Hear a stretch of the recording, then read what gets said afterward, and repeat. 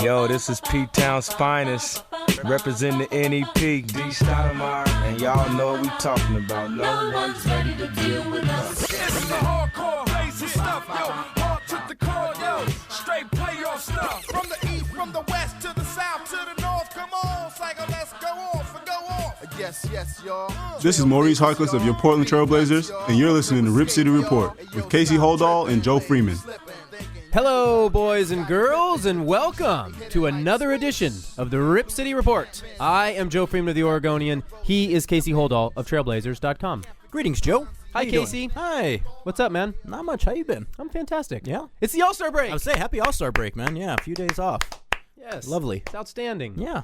And then all the Blazers fans can wallow in misery of being 10 games under 500. But wait. Then they can enjoy the fruits of the All-Star weekend. They can watch CJ participate in the three-point contest. They can relish the joy of the well-played and exciting All-Star game. You've got the dunk contest. You've got the skills challenge.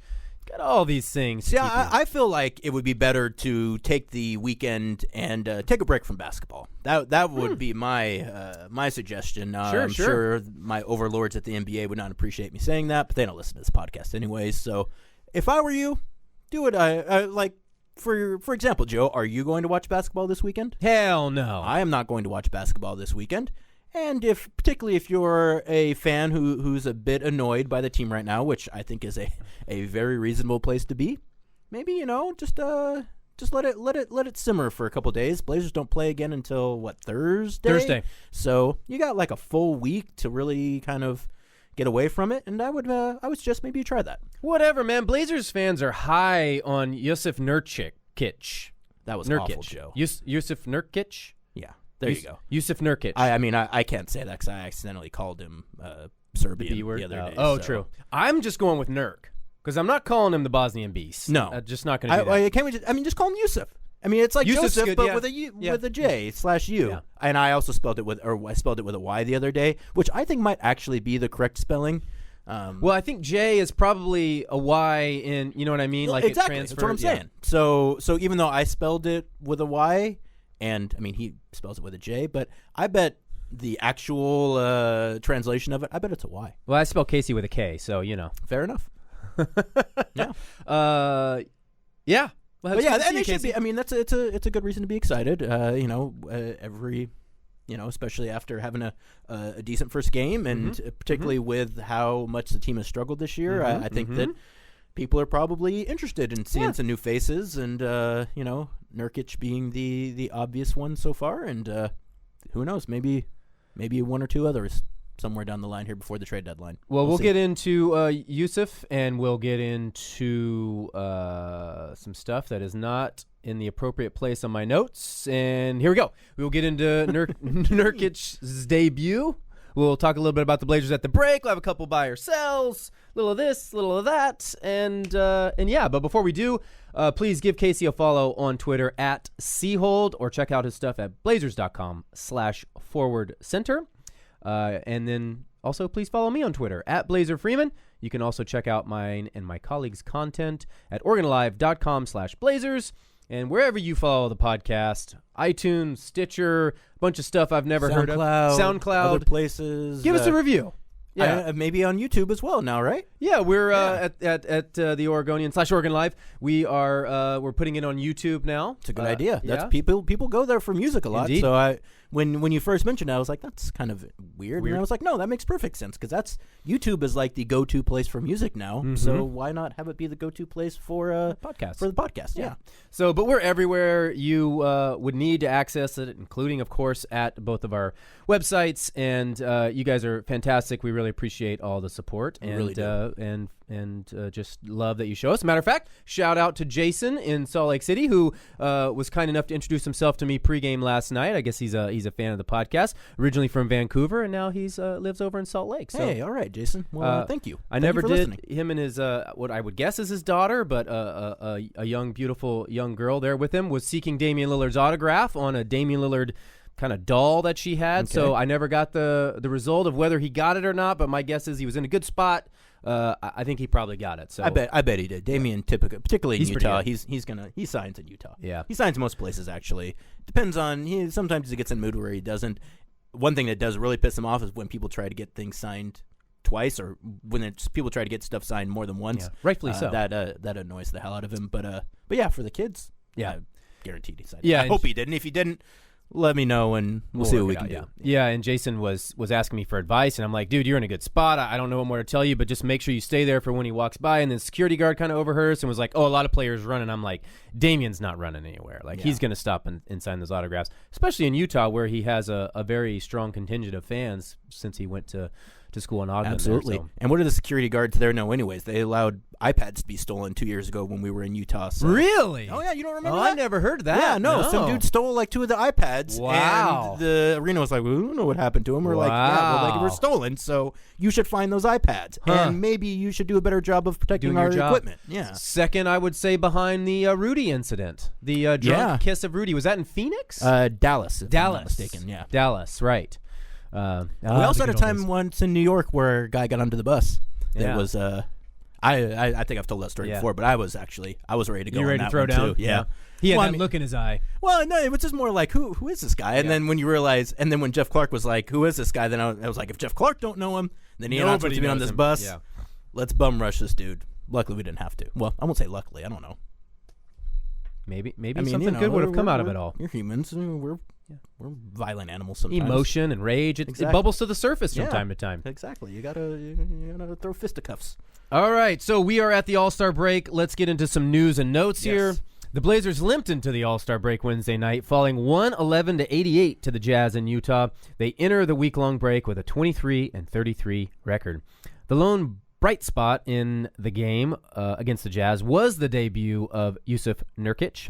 In 21 minutes, the Blazers' new center recorded 13 points, 7 rebounds, 3 steals, a block, and an assist. He made all 5 of his shots, did a little bit of everything, really active on defense, really a better passer than I expected. Yeah. But we can get more into that when we get down to here. Let me get to these news and notes because we could talk for 30 minutes on him. Blazers fans are pumped about that.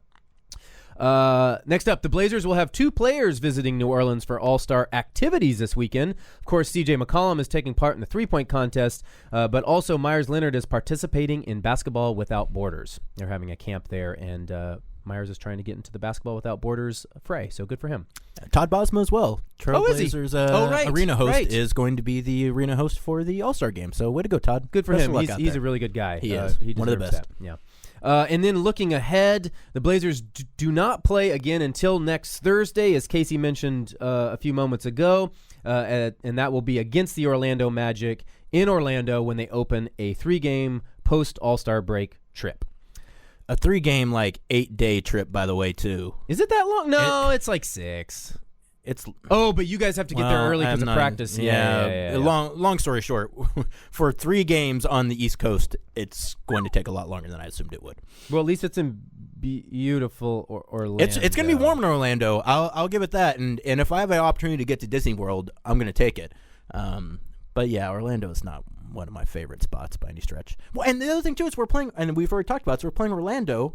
And then we're going to Toronto without playing Miami. So we got to go back to Miami. First time in 10 or 11 years, wherever we're at. Right there. They always, right there. it's Why always not a make it a back-to-back. 4-game trip? Yeah, it's the first time I've ever seen that. You know what, though? I'm less mad about that because they gave us the Brooklyn, New York in the same trip. True, fair enough. Yeah, so that was a nice trade-off. That's a good point. Yeah, fair point, Jim. And that was a great trip. First time that was a good trip. Yeah, that was. I was happy they did that. Yeah, so. I was too. Though I did see that the Nets in-game host, who I got into somewhat of an argument with, she's on an Adidas commercial now. Oh, I bet she is. I mean, it's like she flashes in it. She's like teaching a spin class or something. But that was kind of a perfect storm of events where we were all ready to get out of there, and you were in a salty mood, and she was kind of salty, and that escalated. Well, I mean, there was that old guy that they were doing a video feature about who was just yelling nonstop. They were doing a video feature on him? Well, yeah, they were egging him on to do it. Wow. And then they had that T-shirt gun that they kept firing off right behind us. And yeah, at that point, good night, I was Irene. complaining. And then when she's like, "You should stop complaining," I was like, "Okay, now we're gonna fight it's on. because you should mind your own business. That was one of those things where I was like, oh boy, Yeah, and I I just sat there and I'm thought you like, too. You're I'm not watching, I'm not listening, there. I'm just writing, I'm just tweeting, I'm just watching basketball. Good times.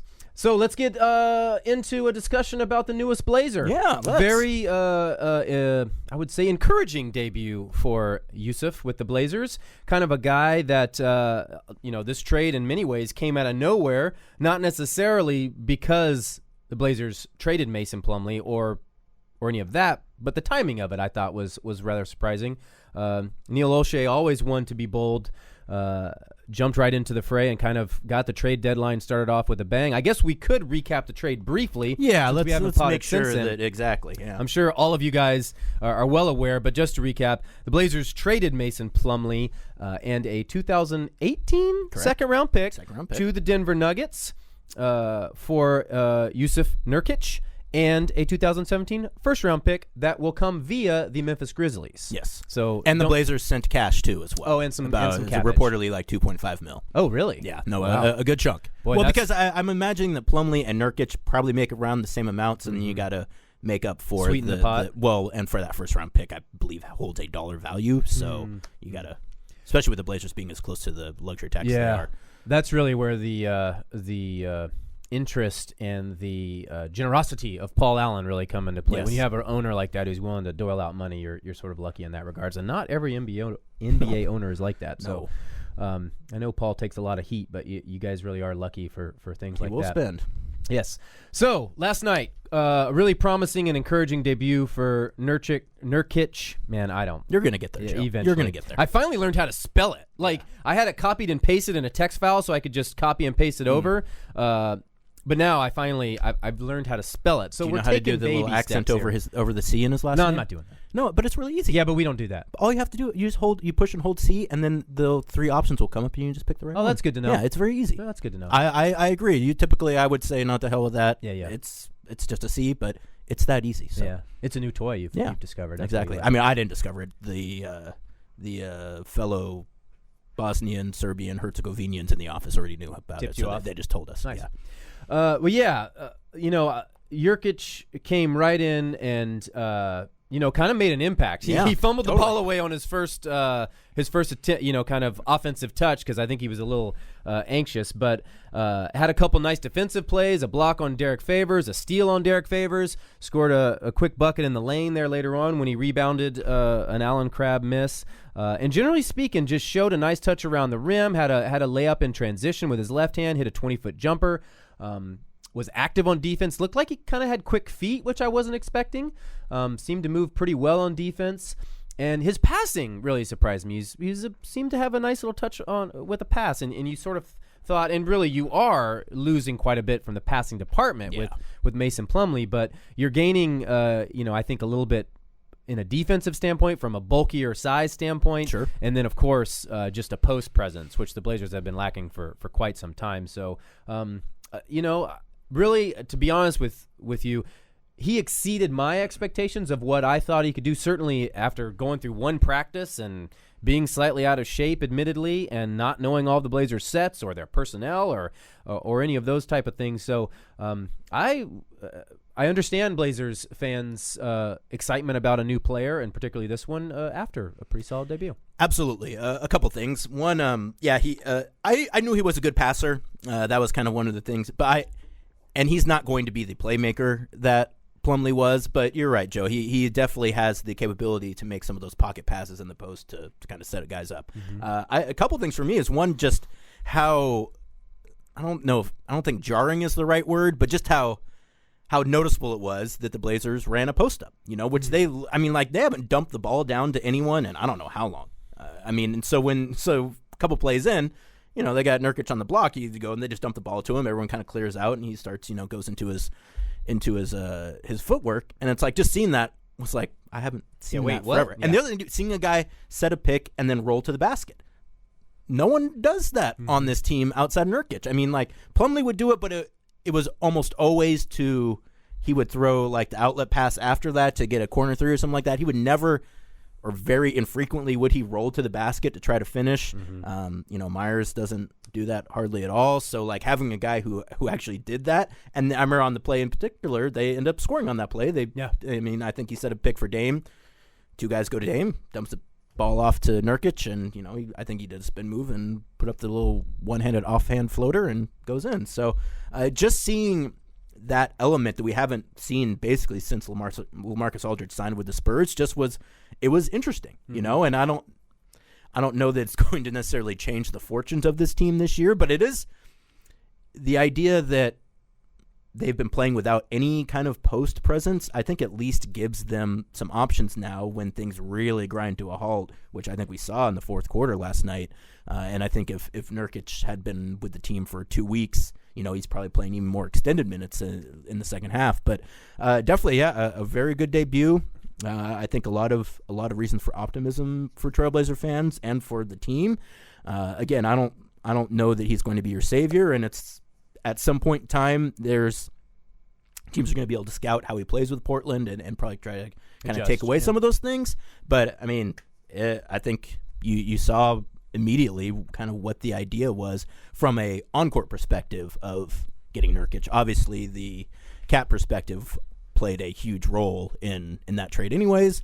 But as you saw, there's a lot of on-court reasons for it as well. Yeah, it was very interesting to see the players react to the trade of Mason Plumlee. They were clearly a little shocked by it and a little emotional. And, you knew that Mason was well-liked, but I don't know that even I understood how much the coaching staff and his teammates really, really loved Mason Plumlee. He really was a well-liked guy on the team. And so, you're sort of getting over the shock of all that. But as Casey kind of alluded to, this was a guy that the Blazers were simply not going to be able to keep because they just couldn't afford to pay him. Couldn't do it. With all the contracts they handed out last summer, someone had to be the odd man out, and in this case, easy to see that it was Mason. And beyond that, when you look at the team, and I know how big of an impact he had on the Blazers in so many ways, and I know how well liked he was, but I still, and I kind of maintain this throughout, is what he brought wasn't necessarily what the Blazers needed overall. Mm-hmm. They need a big dude a la Robin Lopez, kind of that kind of guy that you can plug in the middle and at least be a threat to protect the rim. Because Damian and CJ are what they are on defense, guys are going to be getting around them, and you've got to have some kind of line of defense at the rim there. And for all that Mason did, and he was great in pick and rolls on the perimeter, and that he could kind of show and he could, double and that kind of stuff and poke away steals, which the Blazers, when they got more aggressive as the season progressed, he was good at. But he just couldn't provide that low post defensive presence that I think this team was desperate for. So it'll be interesting to see how a guy like Jusuf, who is still pretty raw, 22, but just a 6 or 7 feet, 280, and when you stand next to him, you're like, dude, you are big. He's large. Yeah. So it'll be interesting to see what kind of defensive presence he can have. Yeah, you nailed it, Joe. Particularly when you have a backcourt like with Damian and CJ, you basically have to address the defensive issues one of two ways. Either you move one of them, which I don't think they have any interest in doing, and on a personal level, I don't think they should, or you set up the rest of the roster to kind of deal with some of the deficiencies they have. And to your point, when you have Mason Plumlee as your starting center, he does some things very well, particularly playmaking, running the floor. Defensively, always going to be an issue, a bit undersized.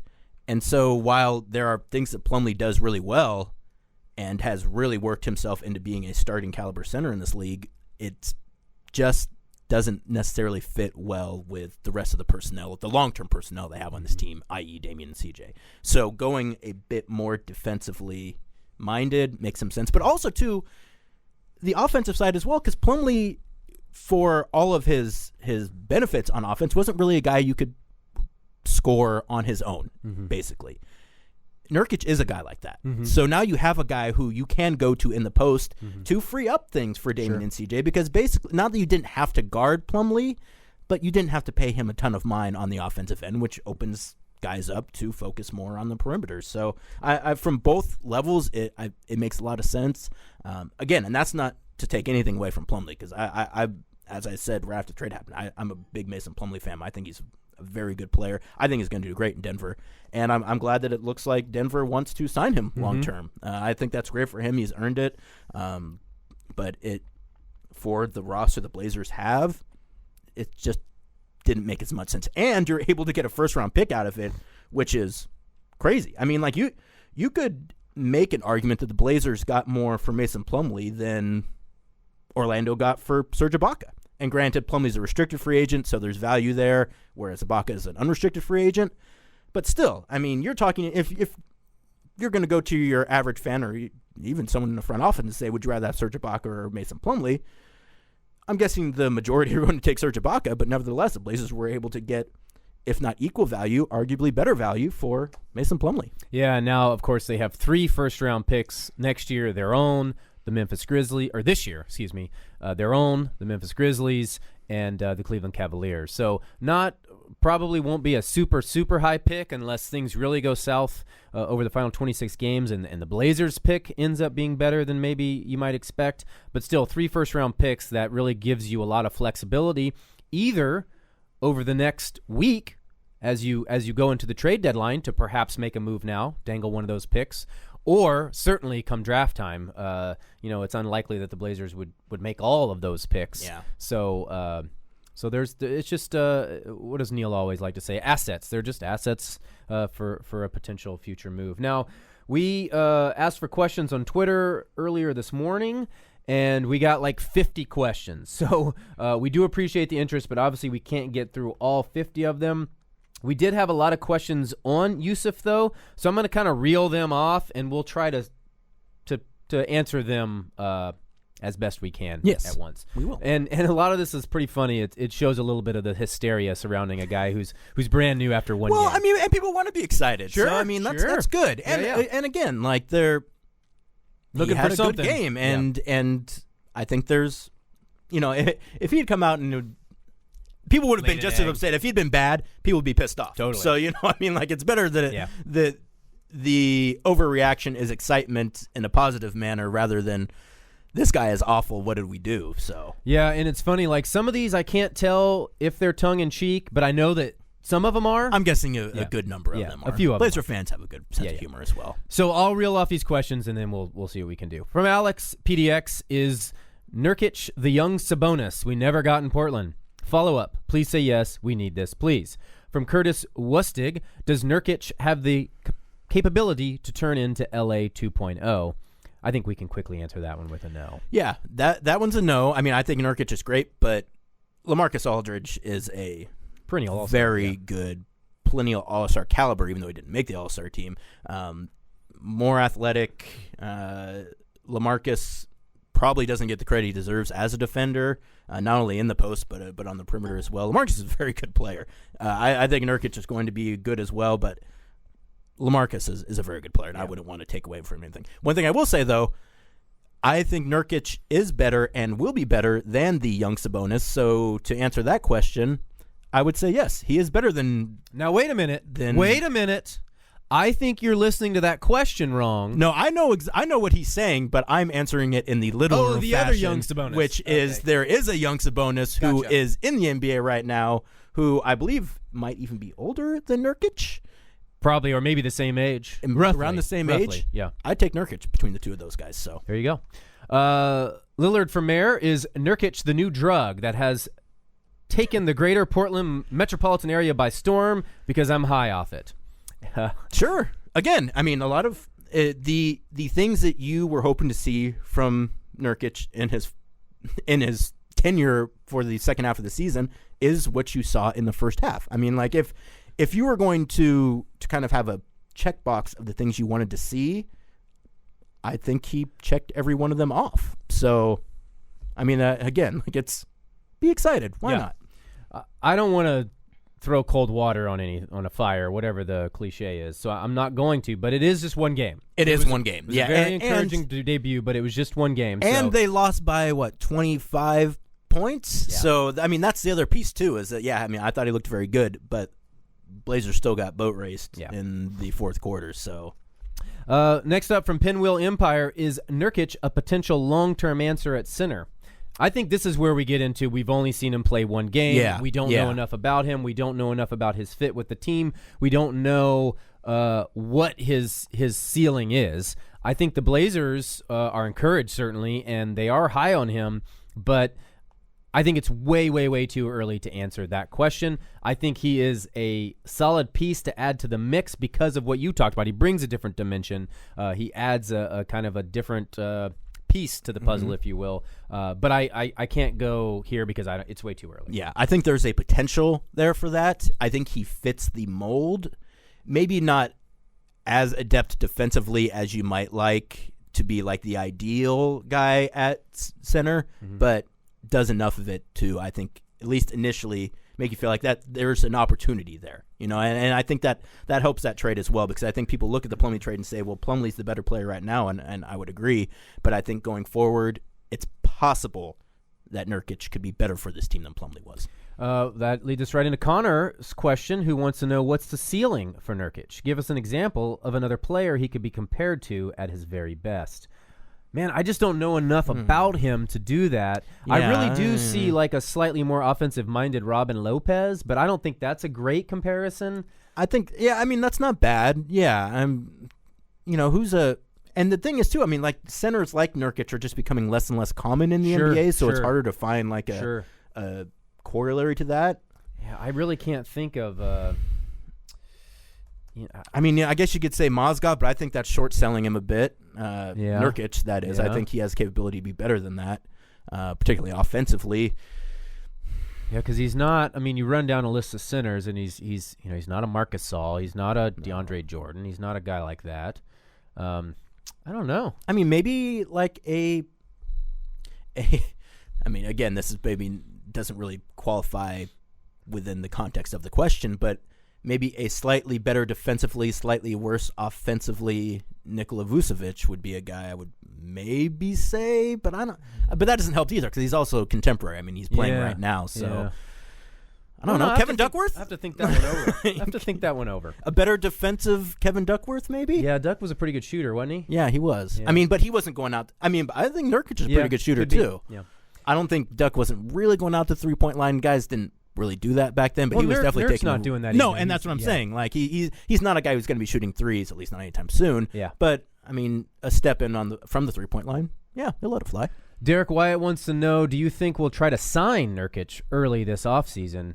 I don't. I think his contract is about $2.9 million next year. I think that's was another driving force behind the trade. Is that he easily plugs into the Blazers' salary scale. Yeah. It should keep them below or at the luxury tax, and maybe a little of it. I might be wrong here, but I think that his negotiation would be next offseason, I think. Well, I think that you can do like Myers last year, the October. No, they're not gonna do that. I don't think, because they'll still hold the leverage if they don't do that, because they can make him restricted the following year. So no, I don't expect them to do that, Derek.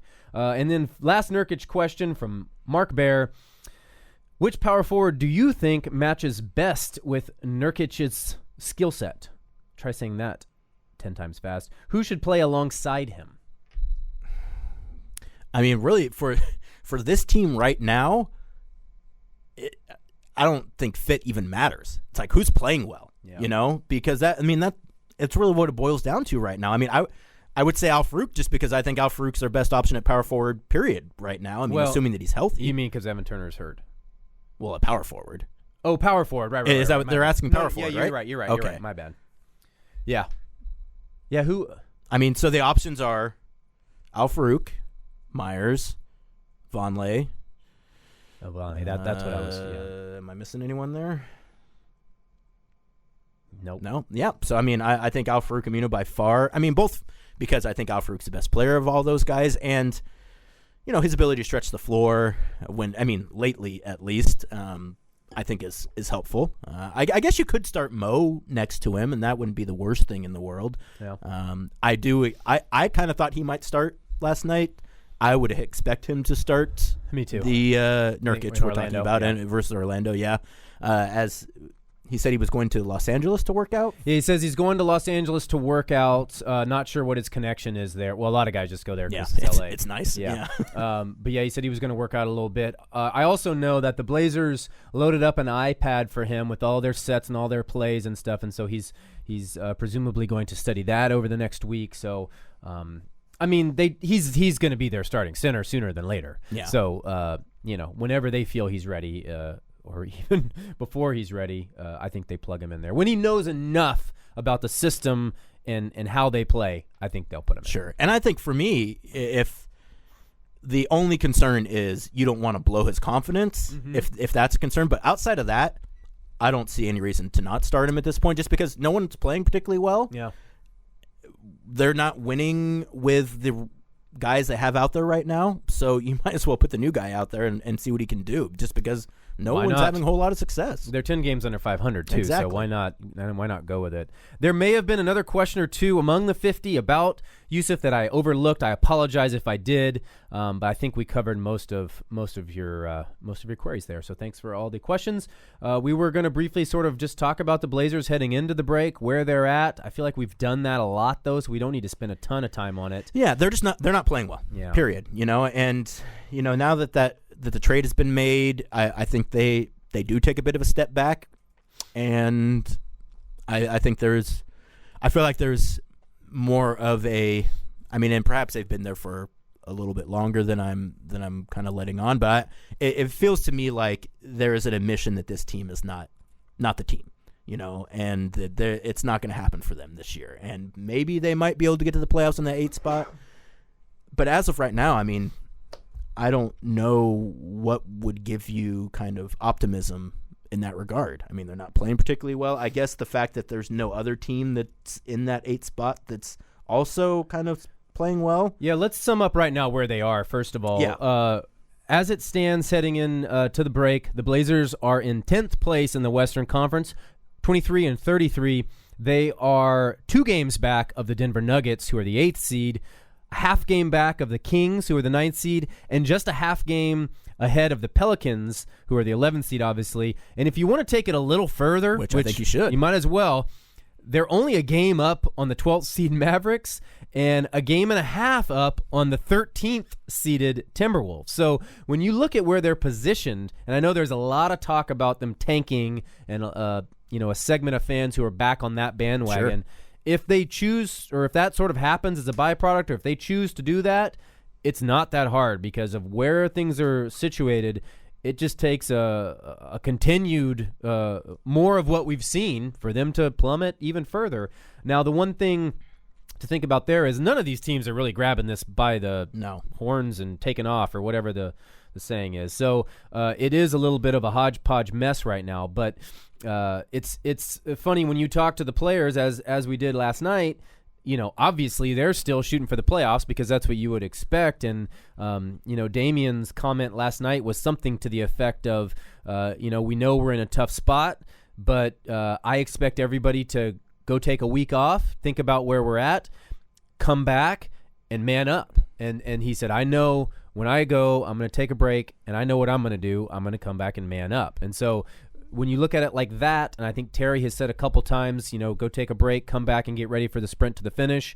The mindset right now, despite how poorly they're playing, despite where things are at, is they feel fortunate to still be in the playoff hunt, and inside the locker room, the 15 players and X amount of coaches feel like they still have a chance. So personally, I think the playoffs are done. I don't think that they're going to be I don't think they're going to make the playoffs. And that's really the most definitive that I've ever felt about that, because I sort of, as we've talked many times, probably on the podcast, I always thought that none of these other teams were that much better than them. And so, they're right in the mix. But for the first time, seeing the direction they're headed, the trade that was made, potentially there could be more moves too. I just feel like barring some type of total, 180-degree transformation, I don't see it happening. Yeah, if you had asked me 2 weeks ago, I still would have said this team was going to make the playoffs just because to that point, Joe. I just think that when healthy, as they were constructed 2 weeks ago, I think that I would just trust them more than I would the Nuggets, the Kings, the Pelicans, the Mavs, only because the Mavs are a little further back, and the Timberwolves. None of those teams outside of the Mavericks have really been in the playoffs with any kind of consistency. So I feel like Portland would have had the better shot there. But with Evan Turner being out, with Plumlee getting traded, particularly while Evan Turner is out, exacerbating that problem in terms of playmaking. And now you got al-farouq, who's in and out of the lineup as well with various injuries. Yeah, I mean, it's just getting – and the fact that, again, they haven't strung anything together besides losses. They've lost 3 straight. Even the teams that are around them right there, that's the worst losing streak, at least currently, of any of those teams. So, yeah, I mean, I would agree, Joe. At this point, I couldn't pick the Blazers to make the playoffs. The good news is your sads will most likely equal a 6-pack for me, because neighbor Dan, whom I lost a bet to last year about the Blazers record, is going to need a miracle to not owe me a 6-pack when all this is said and done. So that's the one benefit from my standpoint for all this. So there you go, everybody. You can take solace knowing that Joe's going to win a bet. Well, and it was all him, and it was like in the playoffs. It was the amount of wins though, and it wasn't like I had predicted that the Blazers wouldn't make the playoffs. It was just, I don't know, it was 53 or 54 wins or 50 or whatever it was, but it was, yeah. So never mind on that. But should we get into buy or sell? Yeah, sure. Okay, buy or sell, Casey. Jusuf Nurkic is the second coming of Bill Walton, Arvydas Sabonis, Joel Przybilla, and Kevin Duckworth combined. I mean, if it has to be all those guys, I'd sell it. If you were going to give me Duckworth and Przybilla and post-foot surgery Bill Walton, yeah, he could be the second coming of that. But those are quite a few names there. I'm going to sell that, and the only comparison that should be made between Nurk and Bill Walton is that they both play for the Trailblazers. Next up, buy or sell. CJ McCollum will finish ahead of Wesley Matthews in the 3-point contest. Ooh, let's see. We're gonna pick our 3-point contest winners here towards the end of the show. See, they both competed last year, if I'm not mistaken. I don't think either of them did very well. No, I know CJ didn't. I don't think Wes was all that good either. I'm going to say yes, CJ. I'm going to sell that or buy it. CJ beats Wes. Sure, I'll buy it. Why not? Next up, the Blazers will make another move before the trade deadline. Buy or sell? I will buy that. I don't know that it's going to be a huge move. I don't know that the Blazers will be getting a player back, but I do think they will do something else before the end of the deadline. I think they're going to trade Festus Ezeli. I mean, I all indications are that they're trying. Basically, it's a salary absorption. It's kind of like what the Blazers did last year with Cleveland. With Virgil, exactly. To get to the salary floor, their salary was so low. And there's, 4 teams in the league that are in that same boat. Sure. So it sort of behooves the other team to take it back. And, much like the Blazers have done with Cleveland, it builds a little bit of goodwill in future trades and stuff like that. But I would say the difference is the Blazers are not going to send a first-round pick to someone to send out the contract of Festus Ezeli. I mean, because the value there is that he only is guaranteed for $1 million next year. Yeah. So if your team that's under and you could take his salary back, it's a wash. It's a wash, yeah. It saves you a lot of money, though, in the long run because of salary cap implications and how that, affects there. So it's kind of a win-win. But beyond that, I don't know. I sort of have thought all along that the Blazers wouldn't make a big move. Yeah, I didn't either. And I guess if I had really sat down and thought about it, particularly where they were at, I guess I shouldn't have been that surprised by the Plumlee trade. And I wasn't that surprised. The timing was a surprise. Yeah. But, I think we both kind of agree on that. Yeah. Now, we have about 7 to 8 trade questions. Let's do it. So we just go right into those? Yeah, let's do it. We'll go into these, then we'll go into all-star predictions, and then we'll round out the rest of the questions. Yeah. All right. First up, from Liman Kit. What further trades you guys expect? Should we tank now? Also a lot of tanking, by the way.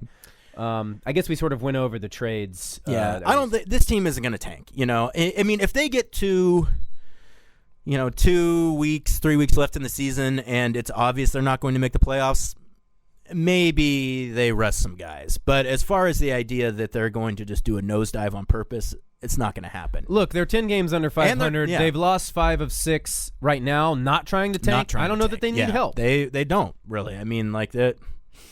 I mean, they just don't. They're not playing well enough right now to say that they need to start tanking. Kim Thrasher wants to know if more trades are coming. What's our opinion? The guys looked tired last night. Chad Isaiah Coe wants to know how active do we expect the Blazers to be during the deadline. I think we've sort of answered those.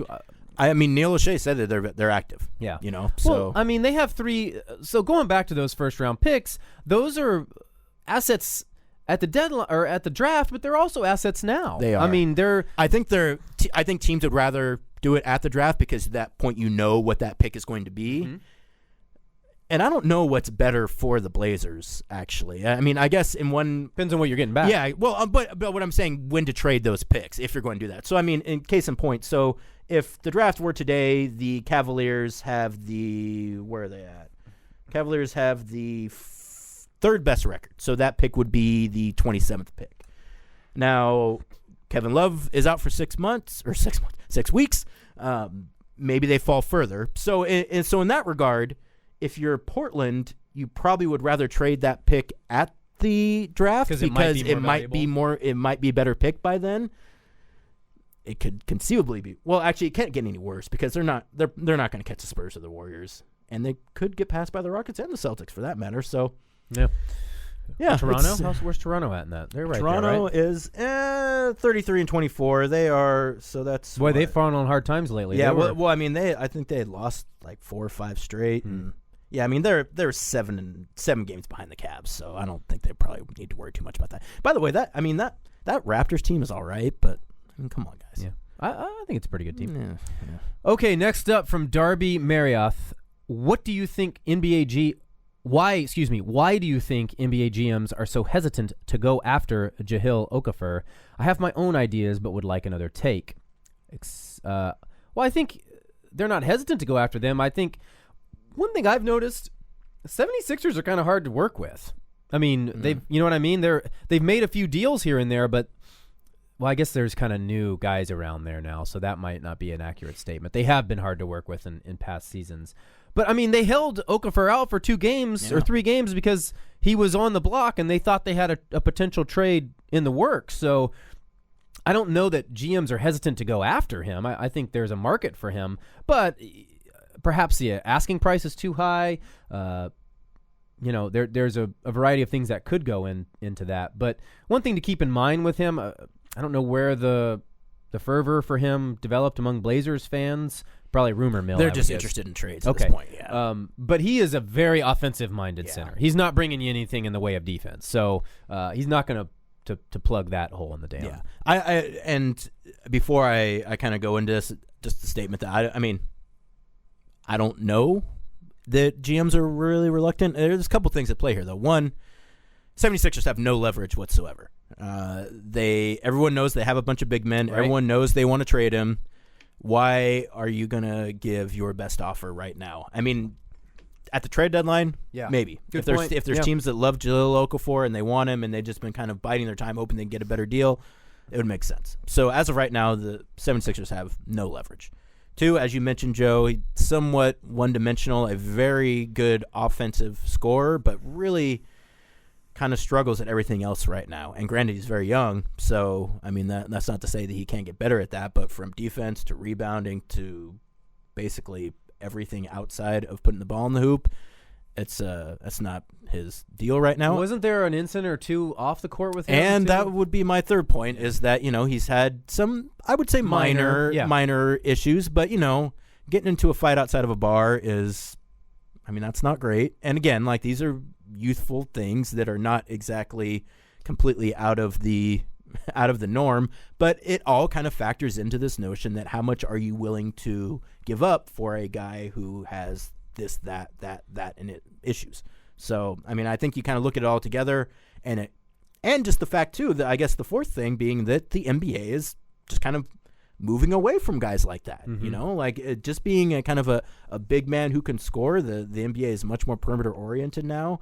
If you're also a big man who's not particularly great at defense, who doesn't shoot the 3, doesn't rebound particularly well, these are all important things for NBA big men to be able to do in today's NBA, and he's just not he's not there yet. And again, like, he's a young player, so like there's still room. That's what I was going to say. Is I think there is a market for him, and I think someone will take a bite on him. He was a 3rd overall pick. Obviously went to Duke, has a good background basketball-wise, is a good offensive player. I think he's like 6'11", so he has a lot to offer. You know, there is a lot that is enticing about him, and there's some team that will think that they can help him become the player that many thought he could be. So I sort of think that there is a market for him. So. Yeah, and again, I think as we get closer to the deadline, maybe those deals start to pick up for them. Yeah. From Jared Cowley, is Olshey motivated to get out from under Turner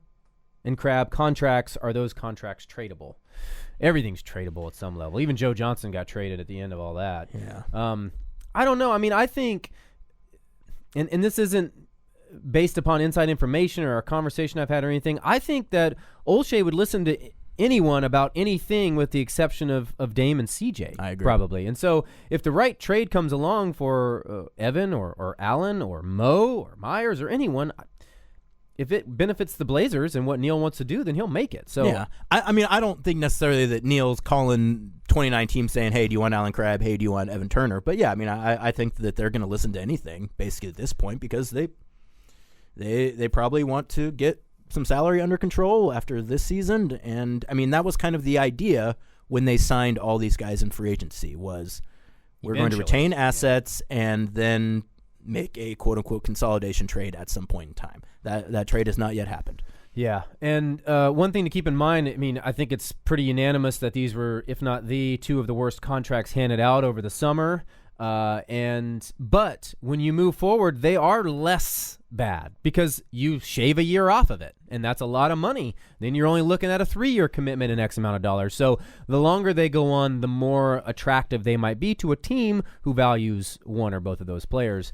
Well, and I mean, and I would say too, just as Trailblazer fans, think about how much your opinion has changed about Evan Turner since the beginning of the season. Last month and a half. Yeah, last month and a half. You know, like it went from God, get this guy off the team to, oh man, we're really going to struggle with him not out there. So good point. I mean, I just don't know how much of a I just don't feel like there's any feeling of like we got to get these guys off the team. You know, like I don't sense that right now. All right, let's get into our All-Star game predictions. Casey, would you like to start off? Sure. Oh, by the way, it looks like Festus Ezeli is in New Orleans for All-Star, as he just posted a photo of himself at a film screening. So there you go. Good for him. I add him to the list of guys from the Blazers who are in New Orleans. Mm-hmm. So what are we going to do here? How are we going to go about this? Who's going to win the skills challenge? Yeah, no, let's go through it here. So we're going to pick not all of the events because I ended up taking out the D-League showcase. Good.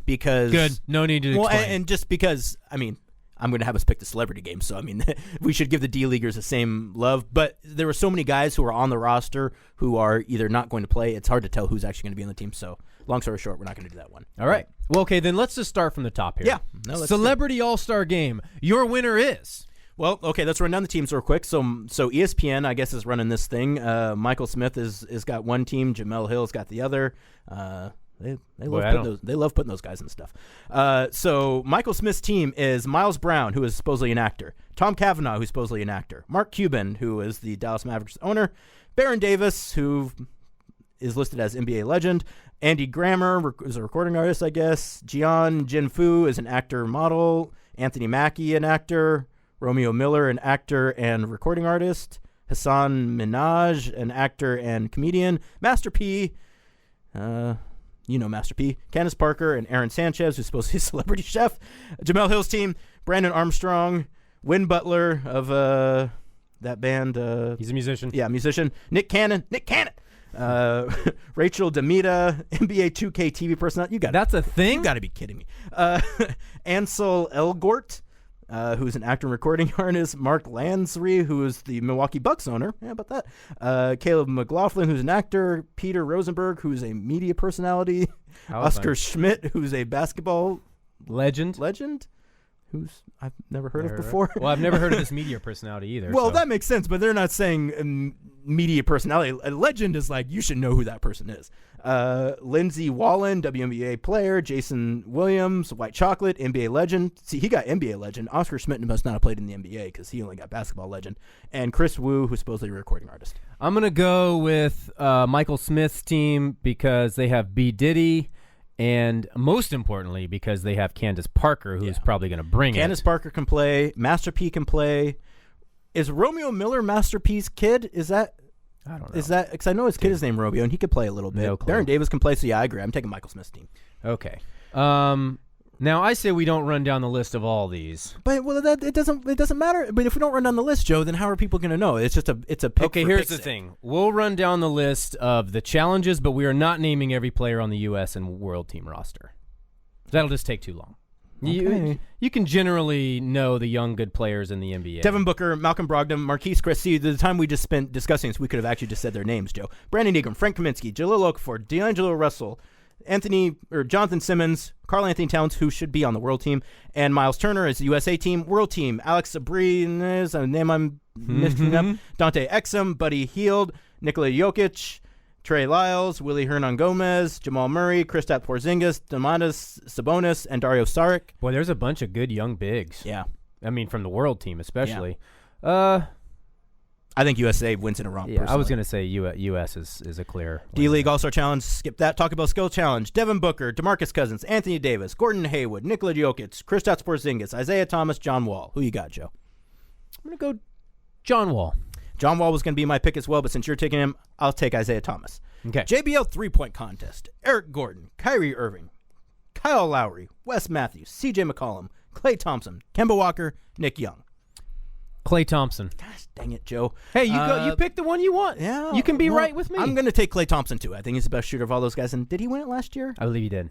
Okay. Kyrie Irving's won it a couple times, too, so he might take it. But, yeah, I'm going to go Kyrie. Yeah, that's a mistake. Slam dunk challenge. I mean, this isn't even a question, in my opinion. Aaron Gordon, DeAndre Jordan, Glenn Robinson III, and Derek Jones Jr. It's obviously Aaron Gordon.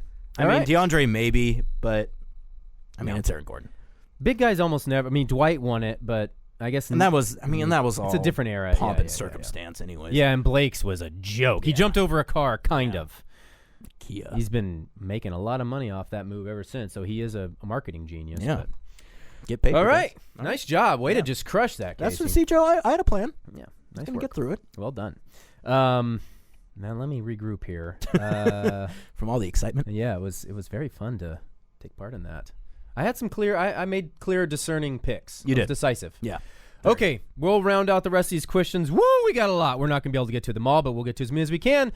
First up, and most importantly from John, baked ziti, lasagna, or something else. I'm a ziti man myself. Lasagna. I had a bad baked ziti when I was a kid, and haven't gone back since. Lasagna is, and almost my whole life has been, if not my favorite food, one of my top 3 favorite foods. Oh, okay. Pizza has kind of eclipsed that, also Sure. one of my favorites. So this is a no-brainer lasagna for me, and my wife makes a fantastic lasagna. So Does she? Do you put meat in it? No, it's like a veggie lasagna. I was just gonna start talking trash about vegetable lasagna, but I guess I won't. You can now. if you want. It's delicious. You're more than welcome to come over and try it one day. You'll be surprised. I know what vegetable lasagna tastes like, Joe. You'd be surprised. I wouldn't. From Jake Spurrier, do you guys know of any players' plans for the All-Star break besides the ones that we know, like CJ? Do they stay in town or do they take a vacation? It's kind of a mix. I know Damian stayed over in Utah for a brief stretch, but he's coming back. He'll spend most of the time in Portland. I saw that he posted on Snapchat he was drinking some Henny last night at the airport. So, yeah. Good for him. Yeah. Relax. But most of the guys scatter or get a little bit of sun. Yeah, I know. I've heard a couple guys going to Hawaii. I think a couple guys are going to the Caribbean, actually. I think Ed Davis said he's got some business to attend to at his crib, so Ed Davis going to stay home. Richmond, that crib, though. I think he's going to Virginia. Oh, Virginia? I believe so, yeah. Why? We'll find out when he gets back. If he's going to be restful, he's going to stay here in town. Why fly all the way to Richmond? That's like 2 days of travel. All I know is that Cody asked him yesterday, and he said something to the effect of what you just said, and then Cody said, so you're going to stay here? And then he said, this is Dame's town. My town's in Richmond. Well, if that's what he said, then he's going back to Richmond. That's all I know. Yeah. That's not the crib, though, Ed. The crib is where you're living at right now. Back home is we can there. dispute the way that Ed Davis presented it all we want, but all I know is what he said, and I'm trying to decipher that. Well, see, I wasn't there, so I'm glad you cleared that up, Joe. Thank you. Yeah, I think most of the guys get away. I mean, I had wanted to get away too and go somewhere sunny, but it just didn't work out. And I'm sort of mad that I didn't go to the beach or something for a couple days. I should have done something. Yeah, we're gonna go to Hood River for a couple nights. And I good. think too, since their first game is in Orlando, Yeah. I think if you're gonna go to somewhere in the Caribbean, it's a quick flight back to Florida to meet up with the team from there. So that would probably make a lot of sense for a lot of these guys.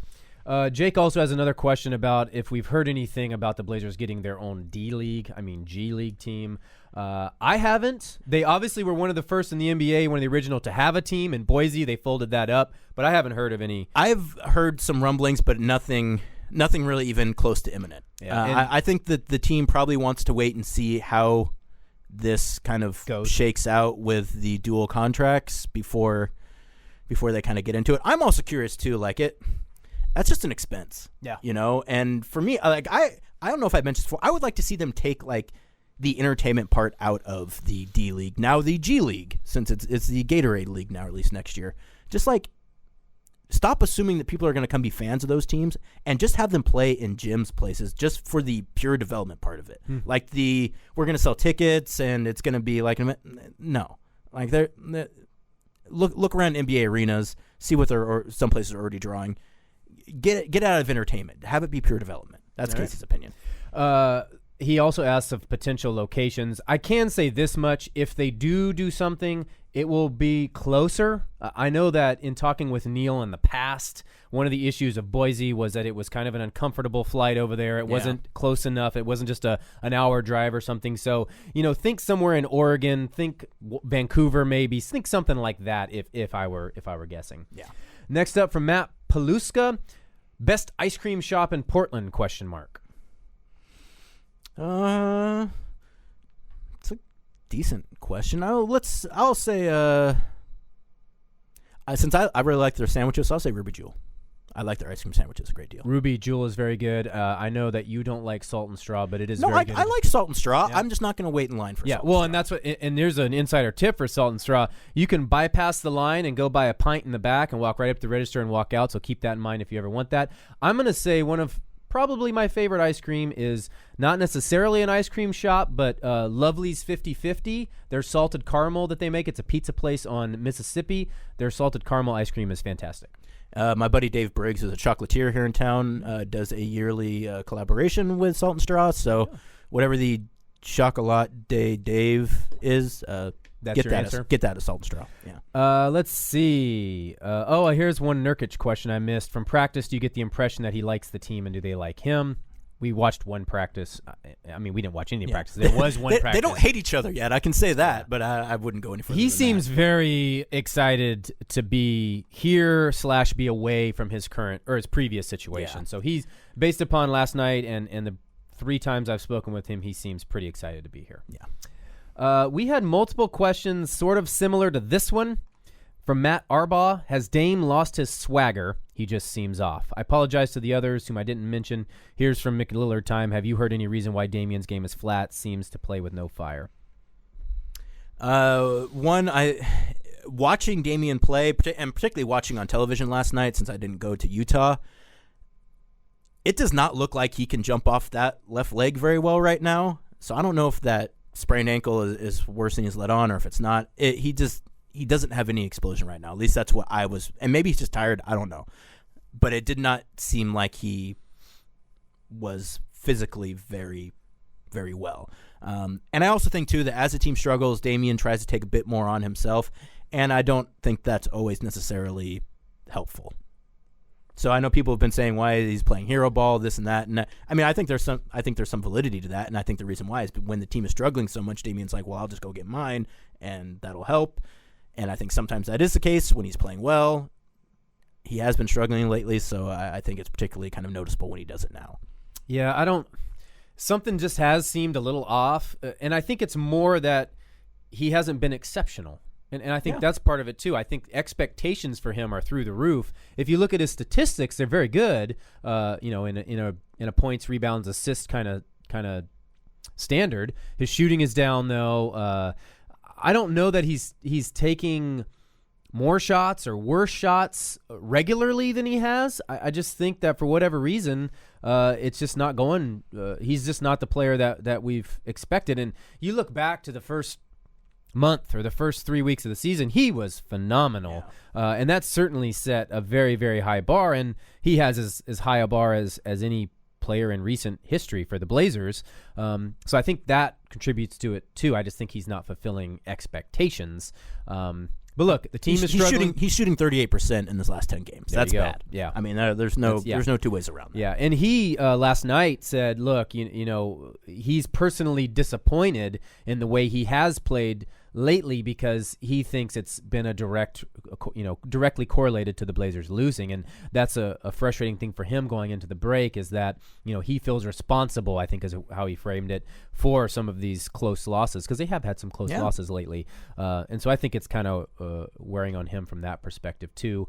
I don't think he's completely healthy, but I also don't think that's an excuse, and I don't think he's using it as an excuse, and it's not. Yeah, and so last night's game, like, he kept driving into the teeth of the defense, and like, he kept getting hit, was putting up shots to try to get calls, just wasn't happening. And again, like, I think it all kind of starts just to pile up at this point, between the team not playing well, Mason Plumlee, who Damian really liked, getting traded, Damian not playing particularly well, it's being, you know, having maybe some nicks here and there. So I mean, I think it's all kind of coming together, and you're seeing the result of it, which is some not very good basketball. Yeah, and also you throw in the fact that there was a significant lineup change a couple weeks ago. And it keeps changing, right, too, and then you start to adjust to that, and then the guy that you moved in gets hurt, and now they've probably started 4 different lineups in the last, 5-6 games. So, I think it's not one thing. I know everybody wants one answer. Why, it's a combination of things, and I think we pretty much covered most of them. Let's see. We answered that. Sort of answered that.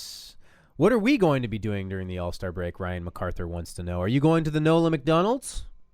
Neither of us are going to New Orleans. No. Not going to New Orleans. I have a credential. I had a hotel booked, but when it seemed fairly obvious that wasn't going to happen, went ahead and canceled that. And just gonna hang out here in the local area. My wife and I are gonna go stay at a Airbnb up in the gorge for a couple nights, and basically just chill. And I mean, you talked, Joe, about kind of wanting to do something. I don't want to do anything. Mm-hmm. Like, I travel enough. Like, I don't want to travel on my off time. I was thinking more like relaxing, like get a beach house or something, and just.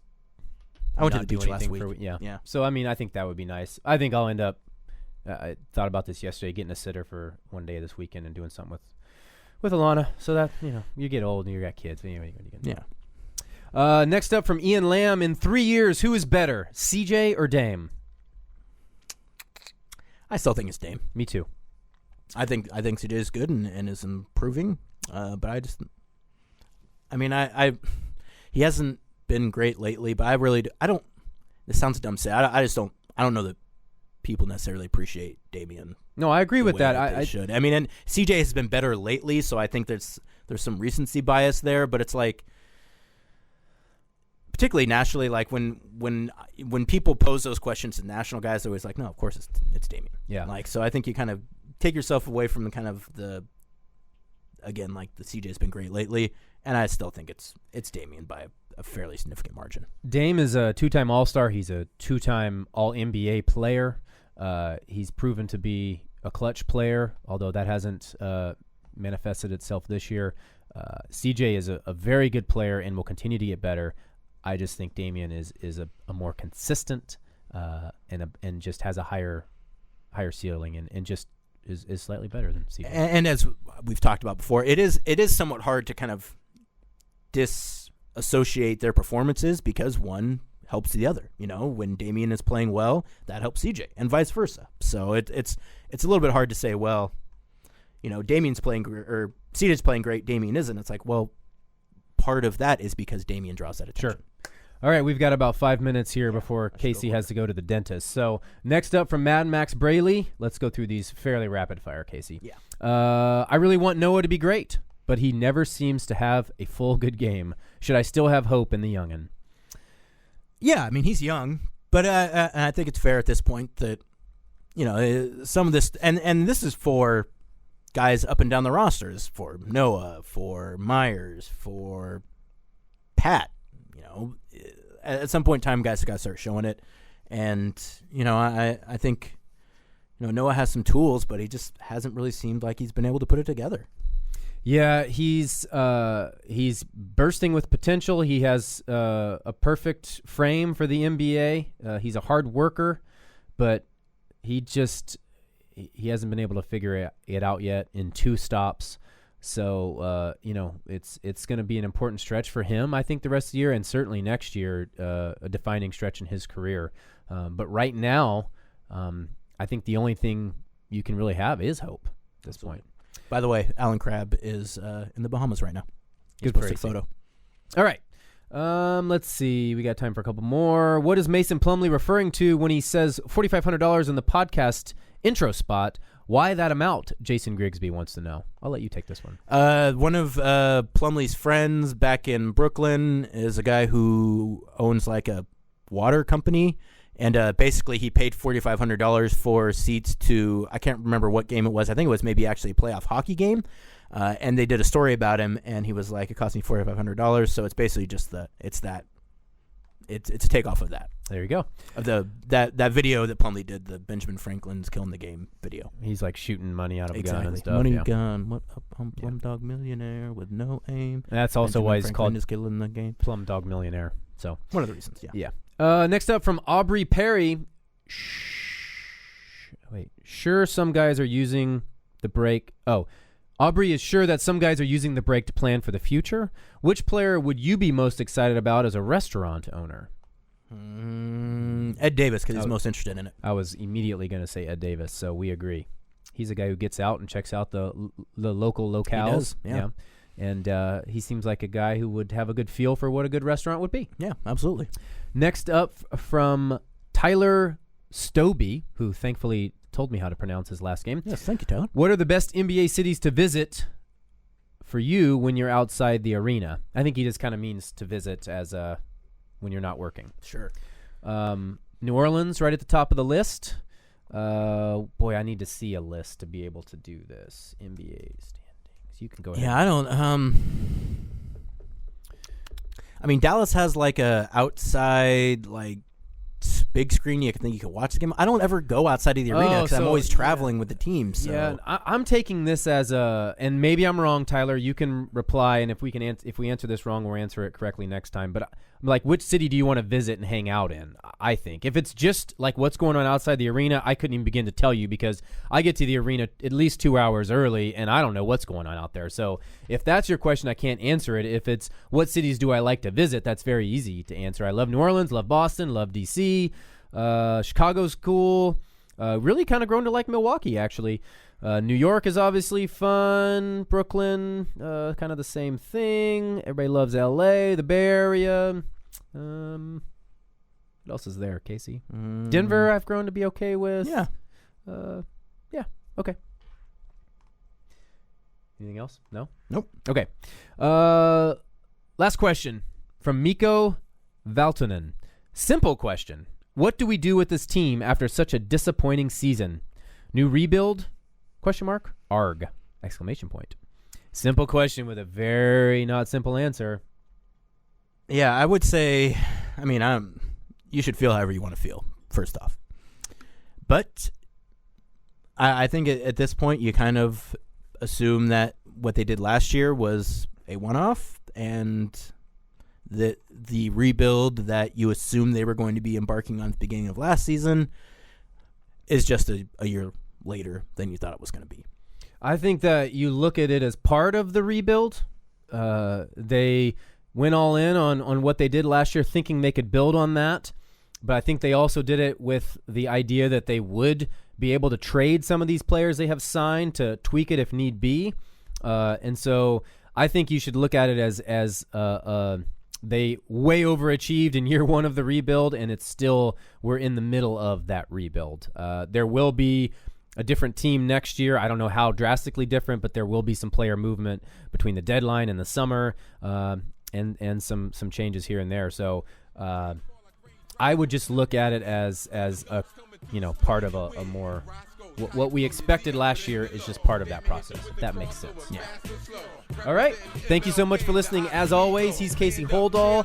I'm Joe Freeman. Enjoy the All-Star break, and we will talk to you again on the flip side. Take care.